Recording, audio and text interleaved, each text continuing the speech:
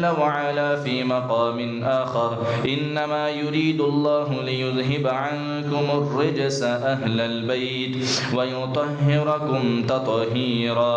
وقال الإمام ابن ماجه رحمه الله: حدثنا محمد بن موسى الواسطي قال حدثنا المعل بن عبد الرحمن قال حدثنا ابن أبي ذئب عن نافع عن ابن عمر رضي الله عنهما قال قال رسول الله صلى الله عليه وسلم: الحسن والحسين سيدا شباب أهل الجنة وأبوهما خير منهما، أو كما قال النبي صلی اللہ علیہ وسلم. آج کے خطبہ جمعہ المبارک میں اسلام کے چوتھے خلیفہ راشد سیدنا علی المرتضیٰ رضی اللہ تعالی عنہ کی سیرت اور آپ کے فضائل کے حوالے سے بات ہوگی. دعا ہے کہ اللہ تعالی ہم سب کو تمام صحابہ کرام کی عزت و تکریم کرنے کی توفیق عطا فرمائے. سیدنا علی المرتضیٰ رضی اللہ تعالی عنہ آپ وہ صحابی ہیں کہ نبی کے بعد اس امت کے چوتھے افضل ترین انسان ہونے کا جن کو شرف حاصل ہے، اور بچپن ہی سے اسلام قبول کرنے کا شرف جس شخصیت کو حاصل ہے وہ سیدنا علی المرتضیٰ رضی اللہ عنہ ہیں. نبی کریم صلی اللہ علیہ وسلم کے چچا زاد، داماد اور اہل بیت میں سے ہونے کا شرف حاصل ہے، جنہیں رسول اللہ صلی اللہ علیہ وسلم نے اپنی لخت جگر سیدہ فاطمہ الزہرا رضی اللہ تعالی عنہا دیں اور ان کے ساتھ نکاح کیا. وہ ہیں حضرت علی المرتضیٰ رضی اللہ عنہ. غزوہ خیبر میں اللہ تعالیٰ نے جن کے ہاتھوں عظیم فتح عطا فرمائی وہ ہیں سیدنا علی المرتضیٰ. غزوہ تبوک میں بھی اسی طرح ہوا، جن کے بارے میں رسول اللہ صلی اللہ علیہ وسلم نے فرمایا کہ میں کل جھنڈا ایسے شخص کو دوں گا کہ جس سے اللہ بھی محبت کرتا ہے، اس کا رسول بھی محبت کرتا ہے. اور اسی طرح لیلۃ المبیت میں نبی صلی اللہ علیہ وسلم کے بستر پر سو کر اپنی جان کو پیش کرنے والے جس ہستی کو اللہ رب العالمین نے یہ مقام دیا وہ ہیں سیدنا علی المرتضیٰ رضی اللہ عنہ. اسی طرح عشرہ مبشرہ میں شامل اور دنیا ہی میں جنت کی بشارت پانے والے سیدنا علی ہیں. رسول اللہ صلی اللہ علیہ وسلم کے محبوب صحابی، خلیفہ راشد اور مظلوم شہید سیدنا علی المرتضیٰ رضی اللہ تعالیٰ عنہ ہیں. آج اس شخصیت کے حوالے سے بات ہوگی کہ جس کو ساری دنیا جانتی ہے، مسلمان ہوں یا کافر ہوں، وہ سیدنا علی المرتضیٰ رضی اللہ تعالی عنہ کو جانتے ہیں. اور یہ ایسے عظیم صحابی ہیں کہ جس کے بارے میں رسول اللہ صلی اللہ علیہ وسلم دنیا میں فرمایا کرتے تھے کہ اے علی تو ایسا انسان ہے کہ جس سے اللہ بھی محبت کرتا ہے، اس کا رسول بھی محبت کرتا ہے. سیدنا علی المرتضیٰ رضی اللہ تعالی عنہ سب سے بڑی سعادت اور سب سے بڑا مقام جو ان کو ملا وہ بچپن میں ہی اسلام قبول کرنا تھا.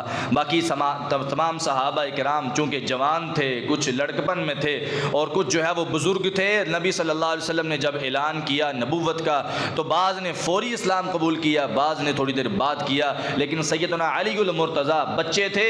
حضرت نبی صلی اللہ علیہ وسلم نے جو ہی اسلام کی دعوت دی فوری دعوت کو قبول کیا اور کلمہ پڑھ کے مسلمان ہوئے اور اپنے باپ کو جا کے بتایا کہ میں محمد صلی اللہ علیہ وسلم کے دین میں شامل ہو چکا ہوں اور آج کے بعد مسلمان ہوں. ابو طالب نے کوئی بات نہیں کی، اس نے کہا جس طرح تمہارا بھائی کہتا ہے چل، میری مجبوری ہے، میں سرداران مکہ کی وجہ سے، کفار مکہ کی وجہ سے میں اسلام قبول نہیں کر سکتا. لیکن ظاہری بات ہے پتہ اس کو بھی تھا کہ یہ نبی سچا نبی ہے، ساری زندگی نبی علیہ السلام کی خدمت کرتا رہا، نبی علیہ السلام کے ساتھ رہا، آپ کے ہر محاذ میں ہر موقع میں آپ کے دفاع کے لیے کھڑا رہا. لیکن صرف اسلام قبول اس وجہ سے نہیں کیا کہ میں اگر چلا گیا اسلام کی حالت میں تو بعد میں مکہ کی عورتیں اور مکہ کے کافر مجھے تانا ماریں گے کہ جاتے ہوئے اپنے باپ دادا کے دین کو چھوڑ کے چلا گیا. لیکن اپنے بیٹے کو منع نہیں کیا، کہا جس طرح تمہارا بھائی محمد کہتا ہے اسی طرح کر، اسلام کو قبول کر اور اپنے بھائی کا کبھی ساتھ نہ چھوڑنا. ابو طالب نے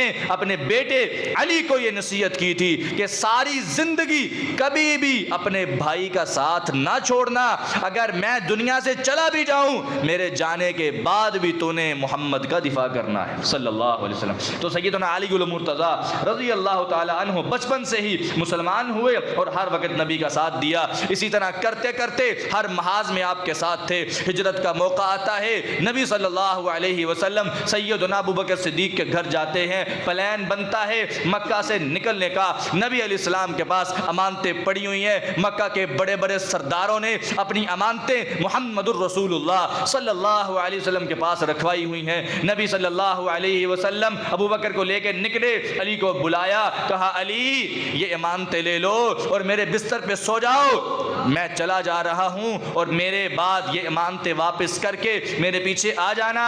نبی صلی اللہ علیہ وسلم کے حکم کو مانتے ہوئے سیدنا علی نے امانتیں پکڑی، نبی علیہ السلام کے بستر پر آرام کیا۔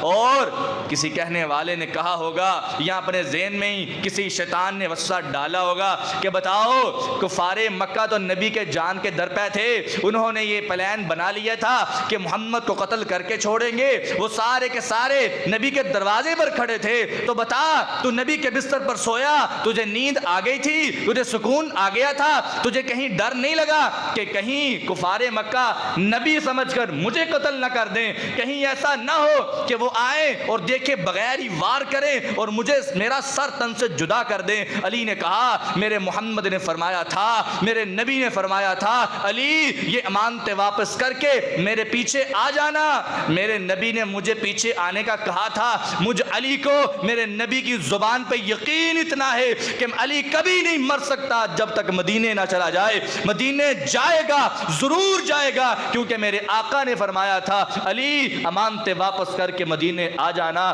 میرا یقین ہے، میرا ایمان ہے، ساری دنیا بھی آ جائے علی کی بال بھی بیگا نہیں کر سکتی، علی کی جان کو کچھ نہیں ہو سکتا، کیونکہ جب تک علی مدینے نہیں جائے گا تب تک علی فوت نہیں ہو سکے گا۔ یہ علی رضی اللہ تعالی عنہ کا ایمان تھا، یقین تھا کہ میرے نبی نے جو زبان سے نکالا ہے وہ پورا ہو کر رہے گا۔ حضرت علی رضی اللہ تعالی عنہ آرام کرتے ہیں، نبی علیہ السلام کی بات کو مانتے ہیں۔ نبی صلی اللہ علیہ وسلم نے اس محاذ کے لیے بھی اگر کسی بہادر کو، شجاع کو چنا ہے تو وہ سیدنا علی المرتضی رضی اللہ تعالی عنہ ہے۔ لوگوں یہ بات یاد رکھو، تمام صحابہ ہی افضل ہیں، تمام صحابہ ہی مقام والے ہیں، تمام صحابہ ہی شرف والے ہیں، لیکن اللہ تعالیٰ نے ہر صحابی کو کوئی نہ کوئی امتیازی خوبی عطا کی ہے جس کی وجہ سے وہ دوسروں سے ممتاز ہوتا ہے۔ جب بھی پوری دنیا میں صداقت کا نام آتا ہے، صدیق جب کہا جائے گا تو سب سے پہلے ذہن میں اگر نام آئے گا تو ابو بکر صدیق کا آئے گا۔ حالانکہ تمام صحابہ ہی سچے تھے، کوئی بھی جھوٹ بولنے والا نہیں تھا، تمام صحابہ سچے تھے، لیکن صداقت کے اندر جس نے نام کمایا وہ ابو بکر ہیں۔ اس کے بعد اگر عدالت کی باری آتی ہے، عدالت کا نام لیا جاتا ہے، عادل حکمران کا نام لیا جاتا ہے، عدل و انصاف کی بات کی جاتی ہے، تو اگر ذہن میں نام آتا ہے تو سیدنا عمر بن خطاب کا آتا ہے۔ حالانکہ تمام صحابہ ہی عادل تھے، الصحابہ کلہم عدول، تمام صحابہ عادل تھے، تمام صحابہ انصاف کرنے والے تھے، لیکن حضرت عمر نے عدالت میں جو اپنا نام کمایا وہ کسی اور صحابی کو نہیں ملا۔ اسی طرح جب سخاوت کی باری آتی ہے، حیا کی باری آتی ہے، شرم کی باری آتی ہے، تو سب سے پہلے جس انسان کا، جس ہستی کا نام ذہن میں آتا ہے وہ سیدنا عثمان بن عفان رضی اللہ عنہ ہے، جس کے بارے میں نبی نے کہا تھا کہ یہ وہ ہستی ہے، یہ وہ ذات ہے، عثمان وہ شخص ہے جو چلتا زمین پر ہے، آسمان کے فرشتے بھی اس کا حیا کرتے ہیں۔ عثمان وہ ہستی ہے کہ جب اس کا نام ذہن میں آتا ہے سخاوت اور حیا کا نام آتا ہے۔ اسی طرح جب بھی دنیا میں شجاعت کی بات کی جاتی ہے، جب بھی دنیا میں بہادری کی بات کی جاتی ہے، تو سب سے پہلے جس ہستی کا نام ذہن میں آتا ہے وہ سیدنا علی المرتضی رضی اللہ تعالی عنہ ہیں، کہ جن کو اللہ کے نبی صلی اللہ علیہ وسلم نے ہر شجاعت والے مقام پہ آگے رکھا، ہر بہادری والے مقام پہ آگے رکھا، اور اللہ تعالی نے اس کو یہ مقام دیا کہ چلتا دنیا میں ہے، زمین میں چلتا ہے۔ میرے رب نے نبی کی زبان نبوت سے یہ اعلان کروایا کہ آپ اعلان کر دیں علی وہ ہے جس سے اللہ بھی محبت کرتا ہے، رسول بھی محبت کرتا ہے۔ علی وہ ہستی ہے رضی اللہ تعالی عنہ۔ نبی صلی اللہ علیہ وسلم نے ان کو یہ مقام دیا، اور نبی علیہ السلام ایک مرتبہ حسن و حسین رضوان اللہ علیہ مجمعین کی شان کو بیان کرتے ہوئے فرما رہے ہیں، جو آپ نے حدیث سنی بھی ہوئی ہے کہ الحسن والحسین سیدا شباب اہل الجنہ۔ لوگو، حسن و حسین جنتی نوجوانوں کے سردار، قیامت کا دن ہوگا، حسن و حسین جنتی نوجوانوں کے سردار ہوں گے۔ کسی انسان کے ذہن میں آ سکتا تھا کہ شاید باپ بھی ان کے متحد ہوگا، یہ اپنے باپ کے بھی سردار ہوں گے؟ نبی علیہ السلام نے کہہ دیا، مغالطہ دور کیا، کہا ایسا نہیں ہو سکتا، وہ ابوہما خیر منہما۔ یہ بات ذہن میں رکھنا، حسن و حسین جنتی جوانوں کے سردار تو ہیں، لیکن ان کے باپ ان دونوں سے بہتر ہیں، ان کے باپ جو ہیں ان دونوں سے بہتر ہیں۔ یہ علی کا مقام ہے، علی کی فضیلت ہے۔ نبی علیہ السلام نے اپنی زبان نبوت سے یہ بات ارشاد فرمائی۔ ہجرت ہو گئی، ہجرت کے بعد بدر کا موقع آتا ہے۔ جنگ بدر میں، بدر کی جو لڑائی ہے، حضرت علی رضی اللہ تعالیٰ عنہ کی عمر وہاں پہ اس وقت 20 یا 22 سال ہوگی۔ تو نبی صلی اللہ علیہ وسلم کفار مکہ کے موجود ہیں، نبی علیہ السلام نے 3 انصاری صحابہ کو بھیجا، جاؤ مقابلہ کرو۔ جب مبارزے کی باری آئی نا، مبارزے کی، بڑی جنگ ہونے سے پہلے ایک مبارزہ ہوتا ہے جس میں ہر ایک فریق دوسرے فریق کے مخالف آتا ہے، ایک بندہ دوسرے کے مقابلے میں۔ مبارزے میں اگر کوئی جیت جاتا تھا تو اس گروہ کا، اس لشکر کا حوصلہ بڑھ جاتا تھا اور فتح کے امکان بڑھ جاتے تھے۔ مبارزہ، سب سے پہلے مبارزے کی دعوت دی گئی کفار کی طرف سے۔ نبی علیہ السلام نے 3 صحابہ کو بھیجا، وہاں سے بھی 3 کافر آئے۔ عتبہ جو اس وقت کافروں کا سردار تھا کہنے لگا، کون ہو؟ کہنے لگے ہم انصاری ہیں۔ تو یہ تکبر میں، اپنی انا میں اور بڑائی میں کہنے لگا، تم انصاری ہمارا مقابلہ کرو گے؟ جاؤ کسی اور کو بھیجو، ہمارے برابر کے لوگ بھیجو، ہمارے خاندان کے لوگ بھیجو، ہم تم سے مقابلہ کر کے اپنی عزت کو کم نہیں کرنا چاہتے۔ نبی علیہ السلام نے ان کو واپس بلایا۔ جب اس نے اپنے خاندان کے لوگوں کو بلایا، دعوت دی، تو نبی علیہ السلام کے ذہن میں سب سے پہلے جس کا نام آیا، آپ نے فرمایا، قم یا حمزہ، اے حمزہ، اے چچا، آج کھڑا ہو جا، اسلام کو سر بلند کرنے کا وقت آ گیا، اسلام کے نام کو روشن کرنے کا وقت آ گیا۔ حمزہ بن عبد المطلب اپنے چچا کو کہا، کھڑے ہو جاؤ۔ حمزہ کھڑے ہوئے، پھر آپ نے کہا، قم یا علی ابن ابی طالب، اے علی تو بھی کھڑا ہو۔ سامنے کفاران مکہ، سرداران مکہ، ایسے ایسے سردار جن کو پورا عرب مانتا ہے، ان کے مقابلے میں اگر نبی نے کسی کو چنا ہے بہادری میں تو علی کو چنا ہے رضی اللہ۔ حضرت علی کھڑے ہوئے، پھر آپ نے کہا، قم یا عبیدہ، اے عبیدہ تو بھی کھڑا ہو۔ آپ نے 3 مہاجرین صحابہ کرام کو کھڑا کیا جو قریشی تھے، آپ نے کہا جاؤ ان کا مقابلہ کرو۔ حضرت علی رضی اللہ تعالی عنہ نے بدر کے میدان میں بھی اپنی بہادری کو منوایا اور اسلام کو سر بلند کیا۔ جب مبارزے میں تینوں فتح یاب ہوئے، تینوں نے اپنے فریقوں کو مارا، قتل کر دیا، اسلام کو سر بلند کیا، اسلام کو فتح ہوئی، نعرہ تکبیر بلند ہوا۔ اس کے بعد کفار، آدھے کفار کے تو قدم ویسے ہی جو ہے وہ نرم پڑ گئے، اور اس کے بعد جب جنگ ہوئی تو اللہ تعالیٰ نے مسلمانوں کو فتح دی۔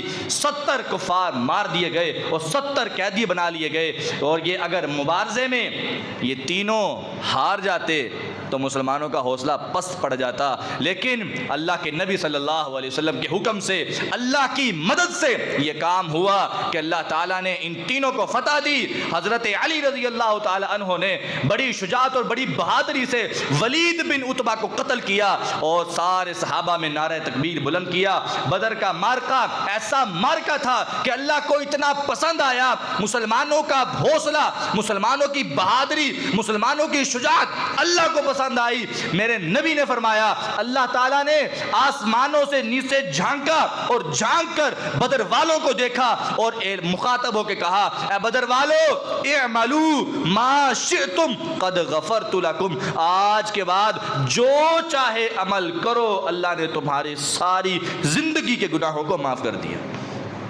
بدر والوں کا حوصلہ، بدر والوں کی شجاعت، بہادری اللہ کو اتنی پسند آئی کہ اللہ نے کہا کہ جو مرضی کرو میں نے معاف کر دیا، جو مرضی کرو۔ اب یہ کام ویسا نہیں تھا، واقعتاً اللہ نے معاف کر دیا تھا۔ بدر میں ایک صحابی تھے، حاطب بن ابی بلتہ رضی اللہ عنہ۔ حاطب بن ابی بلتا، یہ بدری تھے۔ فتح مکہ کا جب موقع آیا نا تو نبی صلی اللہ علیہ وسلم نے اپنے صحابہ سے کہا تھا، اے میرے صحابہ، تم نے ہماری کوئی بھی خبر کسی بھی طرح کی ہو، تیاری کے حوالے سے ہو، ہمارے اسلحے کے حوالے سے ہو، ہمارے یہاں سے نکلنے کے بارے میں کسی قسم کی خبر مکے والوں کو نہیں پہنچنی چاہیے۔ اگر کسی نے بتائی یا کسی نے خبر پہنچائی یا کفار مکہ کو کسی کے ذریعے پتہ چلا تو وہ انسان جو ہے وہ غداری اس کی شمار کی جائے گی، اور غدار کی سزا جو ہے وہ قتل ہے، موت ہے۔ حاطب بن ابی بلتا رضی اللہ عنہ بدری صحابی تھے۔ مختصر واقعہ سناتا ہوں۔ انہوں نے ایک عورت کو بلایا، رکا لکھا، اور رکا لکھ کے اس میں یہ لکھا کہ میرا جو سارا خاندان ہے، میں اکیلا مدینے میں ہوں، باقی میرے سارا خاندان، بیوی بچے سارے مکہ میں موجود ہیں، اور انہوں نے میری خاندان کا مکمل خیال رکھا ہے، اس وجہ سے میں صرف ان کو یہ آگاہ کرنا چاہ رہا ہوں کہ مکے والو تیار ہو جاؤ، ہم پورے کا پورا لشکر لے کے آ رہے ہیں، یا تو اسلام قبول کر لو تو یا پھر مکہ چھوڑ کے نکل جاؤ، اگر تم مکہ سے نہ نکلے تو تمہاری خیر نہیں۔ صرف اتنی سی بات لکھی، اتنی سی بات لکھ کے روانہ کر دی۔ جب روانہ کیا نا عورت کو، جبریل آئے اللہ کے نبی علیہ السلام کے پاس، اے اللہ کے نبی علیہ السلام، فلاں مقام پہ ایک عورت ہے، وہ آپ کی جاسوسی کا خط لے کر جا رہی ہے اور مکہ کی طرف جا رہی ہے، اپنے صحابہ کو بھیجیں اس عورت سے اس خط کو نکلوائیں۔ تو نبی علیہ السلام نے کس کو چنا تھا؟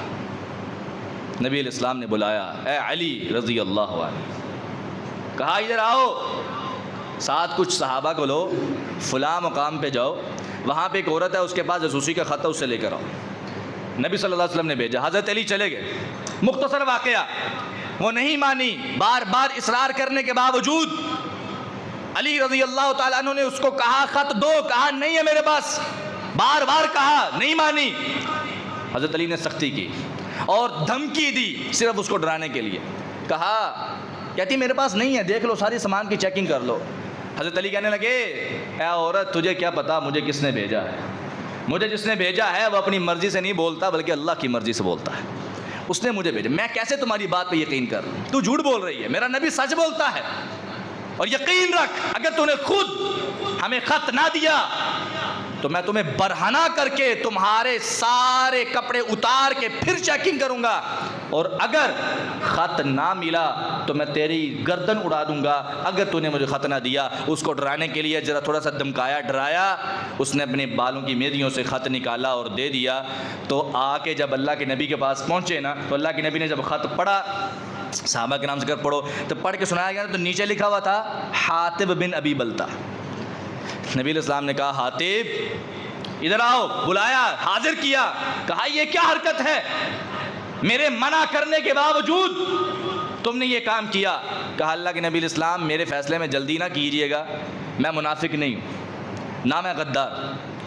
کفار مکہ کے مجھ پر بڑے احسانات، انہوں نے اب تک میرے خاندان کو سنبھالے رکھا تھا، اور میری عدم موجودگی میں میرے پورے خاندان کی حفاظت کی ہے، صرف میں چھوٹے سے احسان کا بدلہ چکانا چاہتا تھا، اور باقی میں نے ضروری بات کوئی بھی نہیں لکھی، صرف اتنا کہا ہے کہ تیار ہو جاؤ ہمارے۔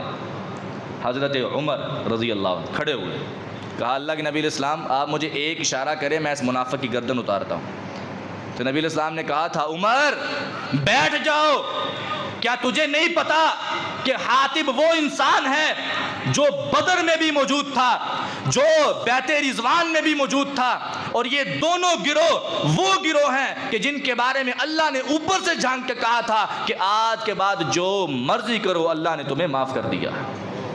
کہا حاطب کی اس غلطی کو معاف کر دیا جائے گا۔ جن کے بارے میں اللہ نے رضا کا سرٹیفکیٹ دیا ہو، اپنی مغفرت کا سرٹیفکیٹ دیا ہو، مغفرت کا اعلان کیا ہو، اس کا یہ مطلب نہیں کہ ان سے غلطی نہیں ہوگی، غلطی ہوگی، لیکن اللہ نے معاف کر دی، اللہ نے معاف کر دی۔ جب اللہ نے معاف کر دی ہے تو مینوں کی تکلیف ہے، میں کیوں نہ معاف کراؤں انہوں نے؟ ابھی مجھے کس نے حق دیا ہے کہ میں صحابہ کرام کی غلطیوں کو نکالوں اور سب کے سامنے بیان کروں اور یہ بات کہوں کہ امت کو پتہ چلنا چاہیے کہ وڈیا نے کی کیتا ہے؟ نعوذ باللہ من ذالک. مجھے کیا فرق پڑتا ہے کہ میں اللہ کی رضا پہ راضی ہو جاؤں اور جن سے اللہ راضی ہے ان سے میں راضی ہو جاؤں اور جن سے رسول اللہ راضی ہیں ان سے راضی ہو جاؤں اور جن کے بارے میں اللہ نے بخشش کا اعلان کیا ہوا ہے مجھے بھی چاہیے کہ ان کی ساری کوتاہوں کو درگزر کر کے ان کی شان کو بیان کروں. یہ میرا حق بنتا ہے. صحابہ کرام کے ساتھ محبت کا یہ انداز وہ ہونا چاہیے جو اللہ اور اس کے رسول کا تھا. اسی طرح سیدنا علی المرتضیٰ رضی اللہ تعالی عنہ جب خندق کا موقع آتا ہے، جنگ خندق ہوئی، جنگ خندق کے وقت جو اللہ کے نبی صلی اللہ علیہ وسلم نے خندق کھدوائی تھی 16 فٹ گہری اور 18 فٹ چوڑی خندق کھدوا کے، اور منصوبہ یہ تھا کہ کہیں کفار جو ہیں وہ ادھر نہ آ جائیں مدینہ کی طرف. تو ابھی خندق کھود رہے تھے، ایک طرف سے تھوڑی سی رہ گئی تھی تو کفار نے حملہ کر دیا. جہاں سے تھوڑی سی کھودی گئی تھی وہاں سے کفار نے حملہ کیا اور کفار حملہ کر کے ایک کافر عمر بن عبد ود وہ خندق کے اندر داخل ہوا اور مسلمانوں کو للکارنے لگا. جب مسلمانوں کو للکارا، مسلمانوں کی جماعت کو للکارا، اور خندق میں اترنا ایسے تھا کہ جیسے یا میں نہیں یا وہ نہیں، بس خندق میں اترنا اپنی جان کو ہتھیلی پہ رکھ کے پیش کرنے کے مترادف تھا. نبی نے حوصلوں کو دیکھا، سب سے پہلے جس کا نام ذہن میں آیا کہا قم یا علی ابن ابی طالب، اے علی کھڑا ہو اور اس کا کافر کو بدبخت کو جواب دے. علی رضی اللہ عنہ اپنی تلوار کو پکڑتے خندق میں اترتے ہیں. عمر بن عبد ود مسلمانوں کافروں کا بہت بڑا بدماش تھا. کہنے لگا اے بچے کدھر آ گیا تو، جا کسی بڑے کو بھیج جا. حضرت علی نے کہا مجھے بچہ سمجھتا ہے، میں بچہ ہی ہوں لیکن مجھے بھیجنے والا بڑا ہے، میں اس کے حکم کی خلاف ورزی نہیں کروں گا. میں تجھے مارنا چاہتا ہوں، تجھے قتل کرنا چاہتا ہوں. وہ کہنے لگا علی تیرے باپ کے ساتھ میرے بڑے اچھے تعلقات تھے، چلا جا، میں تجھے مارنا نہیں چاہتا. حضرت علی نے کہا اللہ کی قسم میں تجھے مارنا چاہتا ہوں، تو کیا بات کرتا ہے، آ کے مقابلہ کر. اشعار کا تبادلہ ہوا. حضرت علی نے اس کو اسلام کی دعوت دی، اس نے قبول نہیں کی. اس نے وار کیا. اس نے سب سے پہلے اپنی سواری کی، گھوڑے کی ٹانگوں کو کاٹا، تلوار ماری، اس کی کونچیں کاٹ دیں اور اس نے یہ ثابت کیا کہ اب میں واپس نہیں جانے والا، یا تو تجھے ماروں گا یا خود مروں گا. حضرت علی نے جب دیکھا گھوڑا تڑپ تڑپ کے مر رہا ہے، اس نے جانور پر بھی ظلم کیا، کہا آ جاؤ. اس نے تلوار سے وار کیا. حضرت علی نے اپنی ڈھال سے روکا، تھوڑا سا پیشانی پر زخم آیا، لیکن جب حیدری تلوار چلتی ہے تو اللہ کی مدد سے، اللہ کی طاقت سے، اللہ کی قوت سے حیدری تلوار اس کا سر تن سے جدا کر دیتی ہے. مسلمانوں میں حوصلہ بڑھتا ہے، اللہ تعالیٰ خندق کی فتح نصیب کرتا ہے. اور اس کے بعد جب عمر بن عبد ود مرتا ہے 10 دن تک کسی کافر کو مسلمانوں پر حملہ کرنے کی ضرورت نہیں ہوتی. یہ شجاعت اور بہادری دکھانے والا کون ہے؟ سیدنا علی المرتضیٰ رضی اللہ عنہ. اور آج ہم پر الزام لگاتے ہو علی کے ماننے والے نہیں ہیں. اللہ کی قسم جس طرح علی کو ہم مانتے ہیں تمہاری 7 نسلیں پشتے بھی آ جائے تو کبھی اس طرح نہیں مان سکتے. حضرت علی کی شان کو ہم بیان کرتے ہیں. ہم اس بات کو فخر سے کہتے ہیں کہ اگر آج دنیا میں کوئی انسان ابو بکر کی شان پہ حملہ کرے گا، دفاع کرنے والے ہم ہیں انشاءاللہ. اور آج اگر کوئی عمر کی شان پہ حملہ کرے گا، دفاع کرنے والے ہم ہیں. ہم ابو بکر کے وقت صدیقی بن کے آئیں گے، عمر فاروق کے دفاع میں فاروقی بن کر آئیں گے، اور اسی طرح عثمان کے دفاع میں عثمانی بن کر آئیں گے، علی کے دفاع میں علوی بن کر آئیں گے. اور اگر کوئی بدبخت حضرت حسن و حسین کے بارے میں تبرہ کرے گا، ان کے بارے میں، ان کی شان میں، ان کے مقام میں تبرہ کرے گا، زبان درازی کرے گا، ہم حسینی بن کر آئیں گے انشاءاللہ. لیکن اس کا یہ مطلب بھی نہیں ہے کہ ہر وقت ہی بلا وجہ ہی اپنے آپ کو حسینی کہتے رہو، اپنے آپ کو علوی کہتے رہو. اللہ کی قسم نسبت اللہ کے رسول سے بڑھ کر کوئی عظمت والی نہیں. اگر میں اپنے آپ کو محمدی کہوں مجھے زیادہ اچھا لگتا ہے کہ میں کسی امتی کی طرف نسبت کروں. حضرت حسین کی شان بڑی ہے، مقام بہت زیادہ ہے، لیکن اللہ کے نبی سے تو کم ہے نا یار۔ میری نسبت کو دیکھو، میں نے نسبت بنائی ہے تو اس ذات سے، اس شخصیت سے کہ جس کو اللہ نے تمام انبیاء کا بھی سردار بنا دیا، تمام انبیاء کا سردار بنا دیا۔ انسان کو محمدی ہونا چاہیے، جب محمدی ہوگے نا تو صدیقی بھی بن جاؤ گے، فاروقی بھی بن جاؤ گے، عثمانی بھی، علوی بھی، حسینی بھی بن جاؤ گے۔ محمدی بنو، اللہ کے نبی کی طرف نسبت کرو۔ اللہ تعالی ہمیں تمام صحابہ کی عزت اور ناموس کی حفاظت کرنے کی توفیق عطا فرمائے۔ اسی طرح خیبر کا موقع آتا ہے، خیبر کے موقع پہ بھی سارے قلعے فتح ہو گئے سوائے مرحب کے قلعے کے۔ مرحب کا قلعہ بڑا ایک جڑ تھا یہودیوں کا، جب تک یہ فتح نہیں ہونا تھا تب تک ساری فتح ادھوری تھی۔ بڑے دن گزر گئے، روزانہ کوشش، فتح ہی نہیں ہو رہا۔ صحابہ کرام کہنے لگے اللہ کے نبی صاحب ایک مرتبہ چلتے ہیں پھر آ جائیں گے۔ سارے صحابہ تھک گئے ہوئے، آپ نے فرمایا نہیں، اب آسمان پہ فیصلے ہو چکے، اب یہ فیصلے ہو چکا۔ کیا فیصلہ ہے؟ لَأُعْطِيَنَّ الرَّایَةَ غَدًا، کل میں ایک ایسے شخص کو جھنڈا دوں گا، اسلام کا جھنڈا، فتح کا جھنڈا ایسے شخص کو دوں گا کہ جو چلتا زمین پر ہے اللہ اور اس کا رسول اس سے محبت کرتا ہے اور وہ اپنے اللہ اور اس کے رسول سے محبت کرتا ہے، وہ بھی دونوں سے محبت کرتا ہے اور اللہ اور اس کا رسول بھی اس سے محبت کرتا ہے۔ اب سارے صحابہ کہنے لگے وہ رات جو ہم نے گزاری ہم پر مشکل ہو گئی، اتنی مشکل، کہا پہلے بھی تو ہم نے راتیں گزاری تھی نا، لیکن یہ رات بڑی مشکل ہو گئی۔ انتظار تھا، ہر صحابی کے ذہن میں یہ بات تھی شاید وہ میں ہوں گا، شاید وہ میں ہوں، یا رب وہ شخص میں ہو جاؤں۔ دعائیں کرنے لگے۔ حضرت عمر کہنے لگے ساری زندگی مجھے کبھی بھی کسی عہدے کی لالچ نہیں ہوئی، کبھی کسی مقام کی لالچ نہیں ہوئی، لیکن یہ جگہ ایسی تھی، یہ عہدہ ایسا تھا، یہ مقام ایسا تھا، سرٹیفکیٹ بہت بڑا ملنے والا تھا۔ اس رات مجھے بھی خواہش ہوئی کاش صبح میرا نام نکل جائے، کاش صبح میرا نام نکل جائے۔ صبح ہوئی، پیغمبر علیہ السلام کے سامنے مجمع لگا، سارے لوگ جمع ہوئے، ہر صحابی اپنی ایڑی کو اٹھا رہا ہے، نبی مجھے دیکھیں میرا نام لیں۔ ہر صحابی، حضرت عمر بھی اپنی ایڑیوں کو اٹھا رہے ہیں کہ اللہ کے نبی مجھے دیکھ لیں، اللہ کے نبی میں وہ عمر ہوں۔ مکہ میں جب مسلمانوں پہ مشکل وقت تھا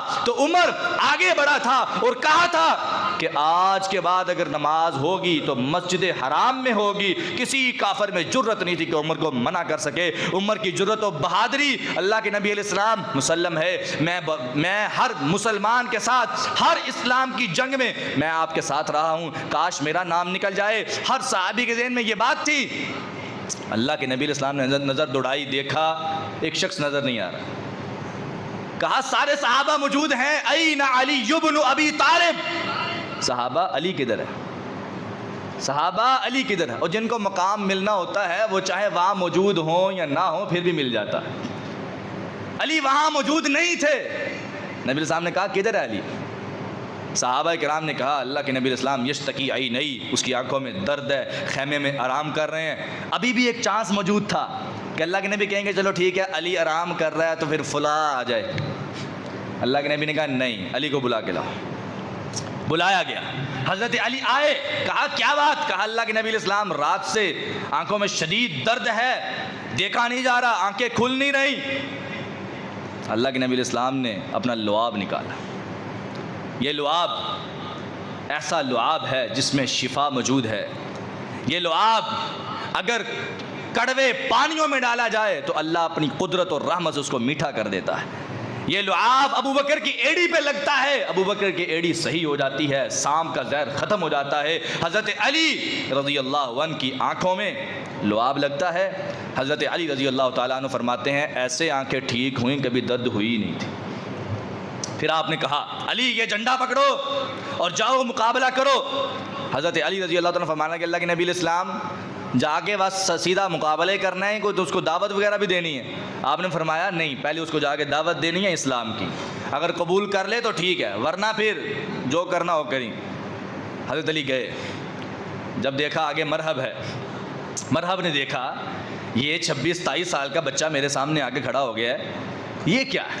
ان کے بہت بڑے بڑے سرداروں کو مکہ کے، اور میں نے بڑے بڑے جو ہے وہ بدماشوں کو ایک ہی وار میں قتل کر دیا، اور یہ بچہ میرے سامنے آ کے مجھے للکار رہا ہے۔ مرحبا نے کہا بچے واپس چلے جاؤ۔ حضرت علی کہنے لگے یہ فضول باتیں سننے نہیں آیا، میں نے سنا ہے کہ تو 3 چیزوں میں سے ایک کو قبول کرتا ہے، پہلے تمہیں کہتا ہوں اسلام قبول کر لے، کہتا نہیں اسلام قبول نہیں کرنا۔ کہا واپس چلے جاؤ، کہا واپس بھی نہیں جانا، کہا پھر مقابلہ کرو۔ مقابلہ کرنے کی شرط قبول کی۔ پھر مرحب نے اشعار پڑھے اور اپنی جرت و بہادری کو ظاہر کیا۔ عرب کا یہ دستور تھا کہ جب بھی کوئی مقابلہ ہوتا تو اشعار پڑھتے تھے اور دوسرے بندے کو، فریق مخالف کو تیش دلاتے تھے، جوش دلاتے تھے تاکہ وہ غصے سے حملہ کرے۔ مرحب نے اشعار پڑھے اور اس نے کہا قد علمت خیبر انی مرحب شاک السلاح بطل مجرب، میں وہ مرحب ہوں کہ پورا خیبر جانتا ہے کہ جب مرحب اسلحہ پہن کے میدان میں آ جاتا ہے تو اس سے بڑا تجربہ کار کوئی نہیں، وہ اپنے مخالف کی گردن اتار کے ہی آتا ہے۔ کہتا پورا خیبر جانتا ہے۔ حضرت علی فصاحت و بلاغت میں اتنے ماہر تھے، عربی کو بہترین جاننے والے تھے، پہلے بیٹھ کے اشعار نہیں بنائے ہوئے تھے۔ جب اس نے اشعار پڑھے اس کے مقابلے میں اسی وقت اشعار بنائے اور اس کے سامنے پڑھے، کہا انا الذی سمتنی امی حیدرا کلیث غابات کریہ المنظرا، میں وہ ہوں کہ جس کا نام اس کی ماں نے حیدر رکھا۔ انا الذی سمتنی امی حیدرا، میں وہ ہوں کہ جس کا نام اس کی ماں نے حیدر رکھا ہے، اور میں اس شیر کی طرح ہوں جب میدان میں آ جاتا ہے تو اس کی دھاڑ سے ہی ایسا منظر بن جاتا ہے جیسا منظر پوری کائنات میں کبھی نہ بنا۔ کہا میں وہ، اشعار کا تبادلہ ہوتا ہے، جنگ ہوتی ہے، مقابلہ ہوتا ہے۔ مرحب کو پہلے وار میں حضرت علی قتل کرتے ہیں، خیبر کا قلعہ فتح ہوتا ہے۔ حضرت علی کی شان، مقام، عظمت اور بہادری تمام مسلمانوں کے ہاں مسلم ہے، کوئی بھی اس چیز کا انکاری نہیں۔ آج ہمیں بھی چاہیے کہ حضرت علی کی وہ شان جو ثابت ہے اس کو بیان کیا جائے، اس کو تسلیم کیا جائے، اس کو مانا جائے، اور جو شخص حضرت علی کی شان کا منکر ہے، حضرت علی کی شان میں تنقیص کرتا ہے، اللہ کی قسم اس بندے کا دائرہ اسلام سے خارج ہونا مسلم ہے، اس کا اسلام سے کوئی تعلق نہیں۔ اور جو حضرت علی کی شان میں غلو کرتا ہے اور ان کے فضائل کو بڑھا چڑھا کے بیان کرتا ہے، وہ بھی گمراہ ہے، اور اس کا بھی اسلام اور صحیح احادیث اور نبی علیہ السلام کے ساتھ کوئی تعلق نہیں۔ اللہ تعالی ہمیں اسی طرح حدیثوں کو، آیتوں کو اور شان اور مقام کو بیان کرنے کی توفیق دے جس طرح کے ثابت ہے اور اللہ کے نبی نے بیان کیا۔ اللہ تعالی ہمیں عمل کی توفیق عطا فرمائے۔ وآخر دعوانا الحمدللہ۔ ایک روایت ہے مسند احمد کی، مسند احمد کی 1376 نمبر، اس روایت کو نوٹ کریں، جا کے خود بھی پڑھیں۔ نبی صلی اللہ علیہ وسلم نے حضرت علی کو مخاطب کر کے کہا اے علی، علی خود اس حدیث کے راوی ہیں، مخاطب کر کے کہا اے علی فیک مثل من عیسیٰ ابغضتہ الیہود حتی بہتوا امہ واحبتہ النصارى حتی انزلوہ بالمنزلۃ التی لیس بہ۔ اے علی تیری مثال عیسیٰ علیہ السلام کی مثال کی طرح، عیسیٰ علیہ السلام کے ساتھ یہودیوں نے بغض کیا، اور اتنا بغض کیا حتیٰ کہ عیسیٰ اور اس کی ماں پہ بہتان لگا دیا، یعنی بغض میں آگے نکل گئے۔ اور اسی طرح جب عیسائیوں نے عیسیٰ سے محبت کی تو انہوں نے کیا کیا؟ انہوں نے عیسیٰ کو وہ مقام دیا جس کے وہ حقدار نہیں تھے، عیسیٰ کو اللہ کا بیٹا بنا دیا، یعنی محبت کی تو وہ بھی غلو درجے کی، بغض کیا تو وہ بھی غلو درجے کا۔ حضرت علی پھر آگے خود کہتے، کہا میری وجہ سے 2 گروہ ہلاک ہو جائیں گے، اور یہ حضرت علی کا بھی فرمان ہے اس حدیث کے مطابق، اور ایک اور حدیث کے مطابق اللہ کے نبی نے علی کو کہا کہ تیری وجہ سے 2 گروہ ہلاک ہو جائیں گے، جہنم میں چلے جائیں گے۔ ایک وہ گروہ جو تیری محبت میں آ کے تجھے اتنا اوپر لے جائے گا، غلو کر دے گا کہ تجھے اللہ اور اس کے رسول کے برابر کر دے گا، اور دوسرا وہ گروہ تیری وجہ سے جہنم میں چلا جائے گا جو تیرے بغض میں اتنا نیچے چلا جائے گا کہ تیری جو اصل شان مقام ہوگی اس کا بھی رد کر دے گا۔ آج ہمارے ہاں دونوں گروہ موجود ہیں، ایک زیادہ طاقتور ہے اور ایک تھوڑا سا ہے لیکن وہ چھپا رستم ہے۔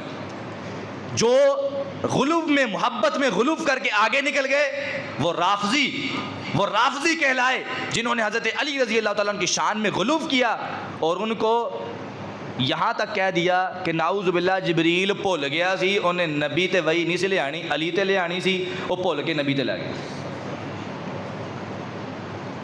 اور بعض نے تو یا علی مدد کے نعرے لگا کر اللہ کی صفات کو نبی حضرت علی کے اندر شامل کر دی۔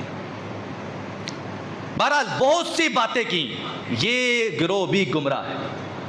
اور دوسرا وہ گروہ جو حضرت علی کی شان میں تنقیص کرتا ہے، اور ان کی سب سے پہلی کڑی ایک شخص ہے سوشل میڈیا پہ، میں اس کا نام نہیں لیتا، وہ کہتا ہے حضرت علی خلیفہ راشد نہیں تھے، حضرت علی خلیفہ راشد نہیں تھے، اور حضرت علی کی شان میں تنقیص کرتا ہے کہ حضرت علی نے تو فلاں فلاں فلاں فلاں جگہ پہ یہ جو ہے وہ کمزوریاں تھیں، یہ غلط کام کیے، یہ نعوذ باللہ من ذالک غلط اور من گھڑت روایات بیان کر کے حضرت علی کی شان میں تنقیص کرتا ہے، یہ بھی گمراہ ہے۔